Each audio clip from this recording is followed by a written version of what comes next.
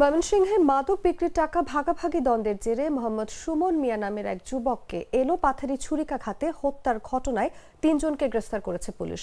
মঙ্গলবার দুপুরে ময়মনসিংহ জেলা পুলিশ সুপারের কার্যালয় থেকে পাঠানো এক সংবাদ বিজ্ঞপ্তিতে এই তথ্য জানানো হয়।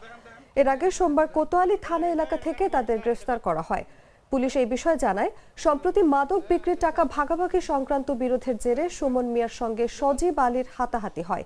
এই বিরোধের জেরে সুমনকে হত্যার পরিকল্পনা করা হয়। গেল ২৬ ফেব্রুয়ারি রাতে সুমনকে মোবাইল ফোনে ডেকে অষ্টধার সেনপাড়া এলাকায় আনা হয়। সেখানে তারা গাঁজা সেবন করেন। এক পর্যায়ে পুনরায় টাকার বিষয় নিয়ে কথা কাটাকাটি শুরু হলে কয়েকজন মিলে ধারালো ছুরি দিয়ে কপাল, থুতনি, গলা, ঘাড়, বুক ও তলপেট সহ শরীরের বিভিন্ন স্থানে আঘাত করে সুমনকে হত্যা করে।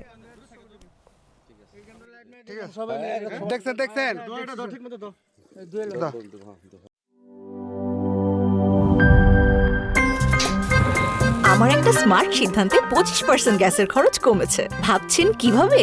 সাধারণ গ্যাস স্টোভ বদলে আমি এনেছি আরএফএল গ্যাস স্টোভ। এর সাইন্টিফিক নজল ও ব্রাস বার্নার ক্যাপ সমানভাবে তাপ ছড়িয়ে রান্না করে দ্রুত। তাই গ্যাসও বাঁচায় 25%, টাকাও বাঁচে 25%। আরএফএল গ্যাস স্টোভ নিরাপদ ও গ্যাস সাশ্রয়ী।